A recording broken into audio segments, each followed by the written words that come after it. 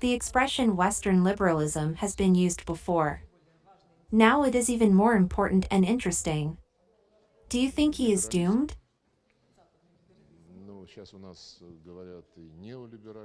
Liberalism, neoliberal doctrine, and politics are speaking now. It is enough to look at the problems raging now in the West. Moreover, they are connected not only with the natural course of things in the sphere of the economy and trade, there have been ups and downs, but are artificially created for themselves by the West itself. President Vladimir Putin spoke about this in detail when he explained the epistemology of the current food and energy crises caused by the ill-conceived, hasty, and clearly selfish policy of Western states.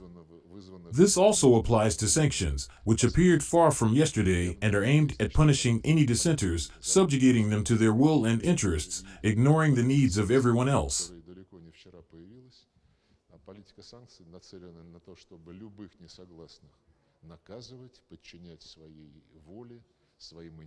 Everyone should draw conclusions based on real facts.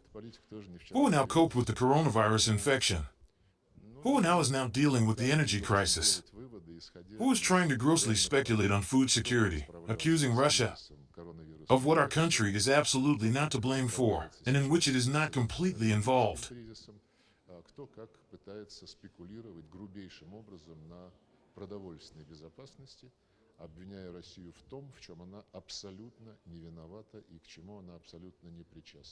The food crisis is used for various purposes, not only in the field of propaganda to whitewash Ukraine.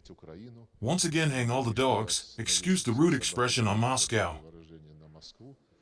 But if you listen to statements, for example, of Boris Johnson and his Minister for Foreign Affairs, you will see that they are clearly trying to create conditions to find pretexts for the Royal Navy to infiltrate the Black Sea and become almost in charge of all the processes of releasing grain from the ports mined by Ukrainians, which the Ukrainians themselves are obliged to clear.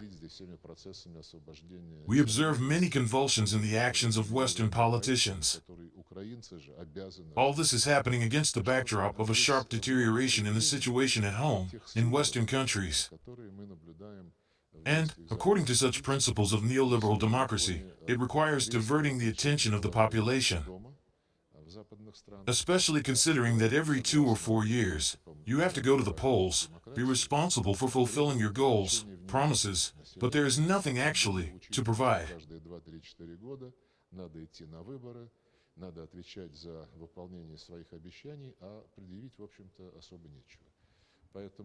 It is not just for nothing that some political scientists are talking for years about the need to rethink the line that a country that is not a liberal democracy is not legitimate, and offer to look at how states with a strong central governments, they so call them autocratic, authoritarian regimes, overcome the crisis in the world economy, which somehow rebound to those countries.